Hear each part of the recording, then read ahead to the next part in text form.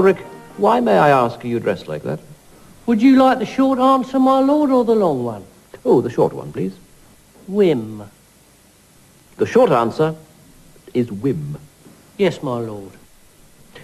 What, out of interest, was the long answer? It was a whim. I think Blackadder in the end is based on the fact that Rowan is very good indeed at playing extremely ferocious, tough characters. You're not eligible to vote. Why not? Because virtually no one is. Women, peasants, chimpanzees, lunatics, lords. That's not true. Lord Nelson's got a vote. He's got a boat, Baldric. Villains are always more fun to play than good guys. That's a well-known fact. I enjoy characters who have a vindictiveness in them. I always have done it. In the end, it's just more fun. Lieutenant, revolver, please. Oh, now, sir, you really shouldn't do this, you know. Come on, George. With 50,000 men getting killed a week, who's going to miss a pigeon? What was fun, I think, was that by the time we finished the fourth series, we got a bit into parodying ourselves. We were a bit saying, well, there's always one episode where we do this, or one episode where we do that, and Baldric always says this, and Blackadder says that.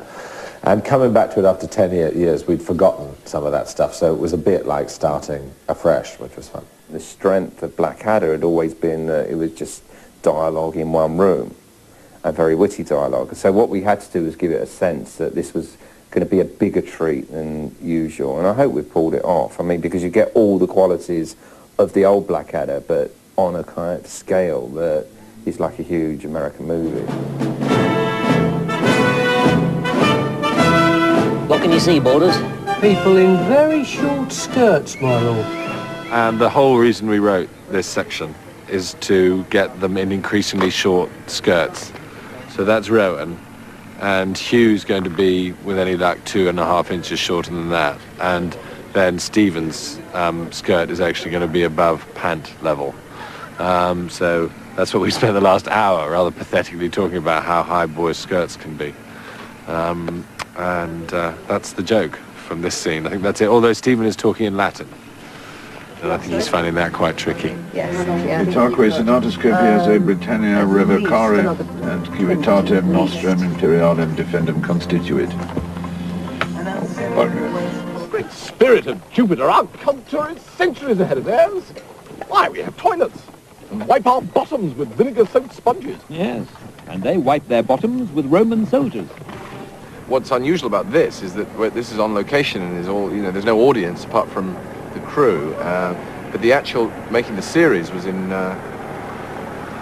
we would do in front of, I don't know, sort of 300 people, and on the night, no matter how carefully you decided to assemble your, this delicately drawn portrait of a particular character, on the night, given the fear and adrenaline, I just go, ah, and pull faces. Hurrah! Oh no! There I go again! Bravo!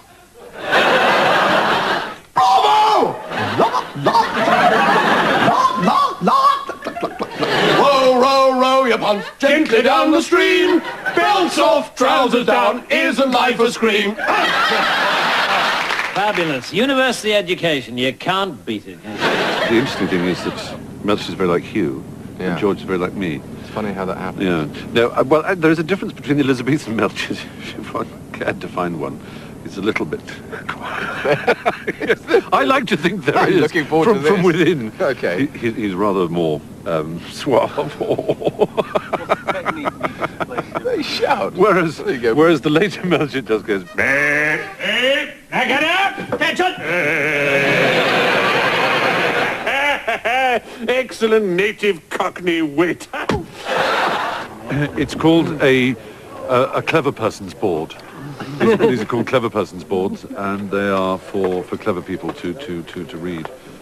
Pay attention, come on. But my news is Rome, on all sides, is being attacked. Passive, you'll notice. But the Emperor does nothing but poison his mother and marry his horse. Itaque senatus corpus praedicate quadritate tuus summa sumpturi revocare civitatem nostrum imperialem defendum. Do you see? Did you hear that, Boulders? No, my lord. Stephen turns up as a Roman in the shortest skirt where his skirt's up here in a nappy. And it's always wonderful when you actually can't call cut because you're giggling so much. After 3 years of sub-zero temperatures, at last a sufficiently warm climate to allow my wedding tackle to descend from my armpit. Right, good century. Superb. Well, absolutely yummy now. And looks tall like a turd. Ah, what a pity.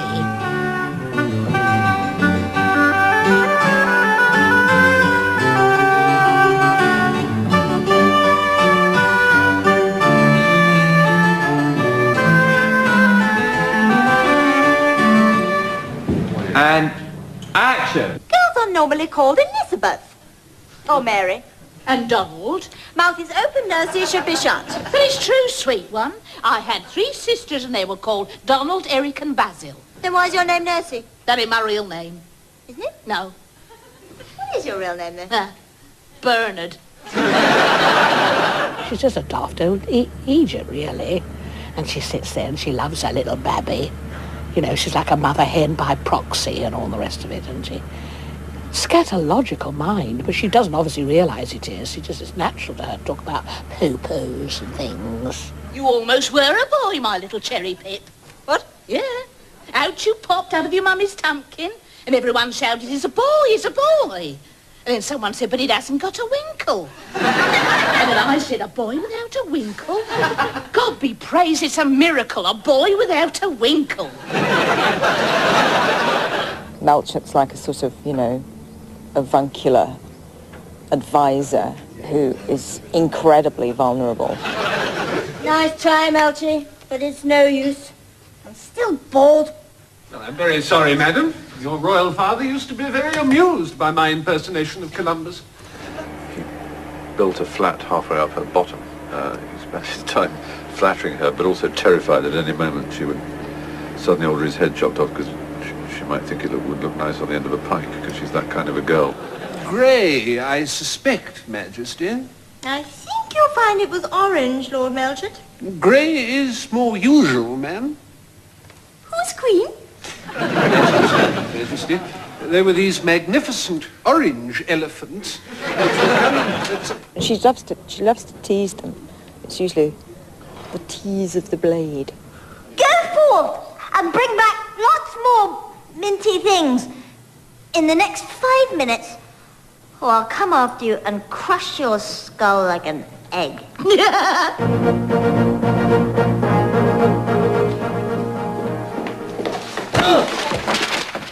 Oh, I'm so sorry. I am sorry. Wait a minute. You're not... Colin Firth has actually refused to do all sorts of things for me throughout his career. So we thought we'd pay him back by having the shit kicked out of him by Rowan. It all happened extremely suddenly. Yeah. That is for every schoolboy and schoolgirl for the next 400 years. So suddenly that I'm a little bit suspicious of how far down the list of choices I was, really. I know Colin thinks that he was low on the list, but it was only, I think he was, you know, he was definitely in the top 20, down the bottom of the top 20. So it could have been worse. Oh, and... Oh, that is for Ken Branagh's endless, uncut 4-hour version of Hamlet. Who's Ken Branagh? I'll tell him you said that. And I think he'll be very hurt. These are the worst 30 seconds of Shakespeare's life. Robbing by name, robbing by nature. Robbing babes of their bras, the rich of their cash, and everyone else in the UK that chance to be the coolest cat in the kingdom. Maid Marian, we needed someone new, so we thought we'd pick the best-looking woman in Britain, maybe the world. I am snocking Robin Hood. And then... This is the first thing I've done. I'm just doing it because I couldn't say no. Yeah. It's because it's Blackadder. Gorgeous. Ding dong.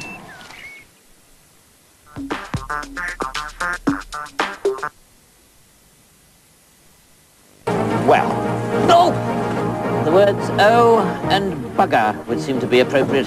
One of the places in which they find themselves is in the company of this incredibly convincing dinosaur. We could afford a head and a leg, nothing in between, but it's very frightening from the inside of the time machine. 1, 2, 3. Yeah, it didn't go up. It needs to go up immediately in the air as well, so the head's going up too late. Baldric is the hero of the day, with a terrifying secret weapon. My pants. They are a little bit whiffy, aren't they? Sorry about that.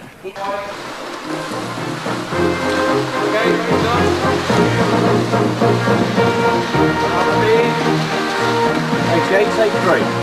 Okay, and action!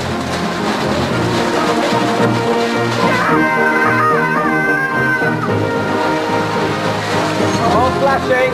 Now back in. Big bounce. Pull the dinosaur out! Come forward, guys! Head up a little bit if you can. 1, 2, 3! Okay, and cut! Cut it there! Okay, good. I've got enough of that. Good. Very nice. Well done, everyone. Very good, very, very good.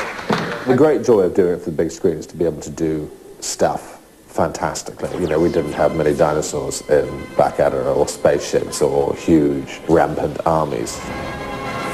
So all of that was great fun.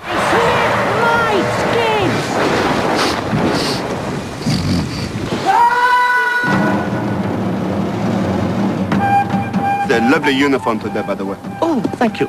I think it works.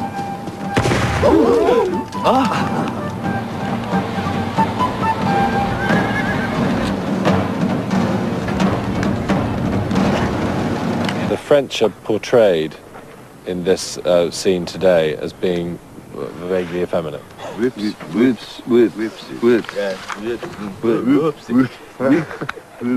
That call us waves. Whoopsies. Action! My Emperor, I, the Duke de Darling, bring news. The English have reached Waterloo. Good, prepare to attack. Very well.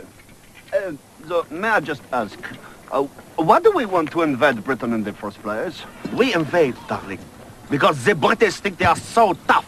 They think we French are sissies. They call us weeds and whoopsies and big girls' blouses. With respect, my Emperor, we are whoopsies. Earrings out! Earrings out! Willie's in! Willie's in! Sergeant! Good. So actually, Tim McInerney has to do 2 accents in the course of 2 minutes, which is very shattering for him as an actor. Your Grace, the French are approaching. Excellent. I have a superb plan which cannot fail but result in the complete destruction of the French army. Oh, splendid. Well, tell me at once, Your Grace, and I'll spread the news to the troops. Richard and Ben had always written him as Captain Cartwright because they couldn't think of a name that was funny and also characterful, but also believable. Tim couldn't quite fix on the character, and then Stephen thought of this idea of calling him Darling, which is in fact quite ironic that Stephen should have done, because there was actually a boy at my school called Darling who had a most awful life. As soon as he, we did a few things of trying out calling him Darling, and Blackadder coming in saying, "Morning, Darling," he just developed a twitch in his left eye, and the mannerism, and a whole character was born. Good morning, Captain Darling. How are you feeling, darling? Cup of coffee, darling? What do you want, darling? It's Captain Darling to you.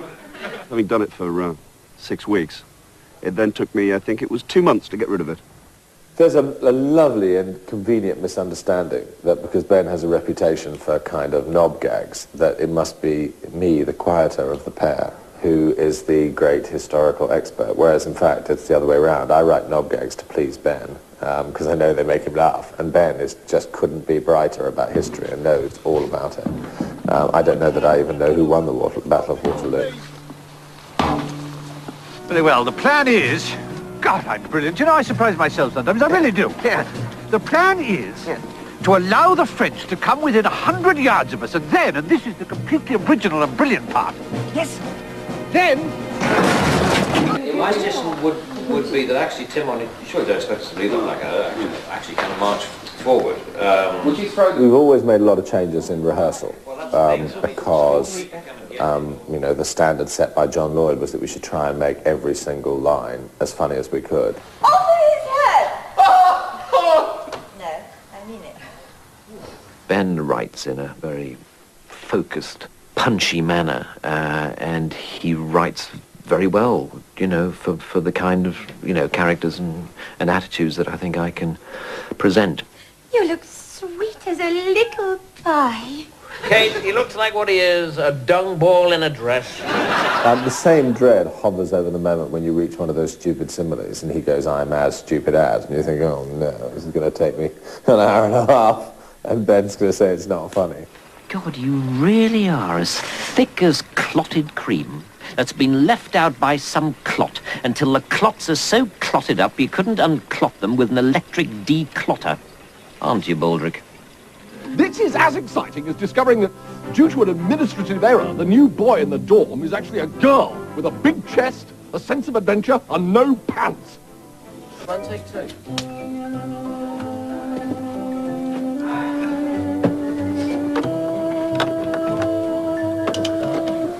Oh, take three. Take four. Take five. Well done, Baldrick.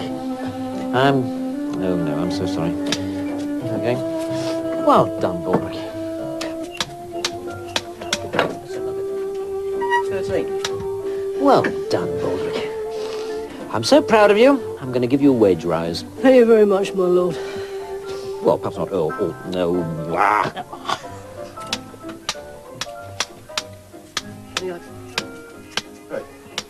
Well done, Baldrick. I'm so proud of you, I'm going to give you a wage rise. Thank you very much, my lord. Well, not all year, obviously, but, you know, at Christmas time. Well, perhaps not extra money, but, you know, some chocolates or something. A chocolate. After I've had a little nibble of it myself. Thank you very much, my lord. Good. Let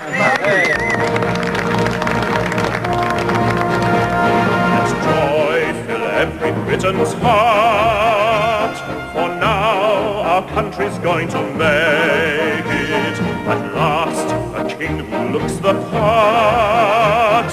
At last, a queen who looks good naked.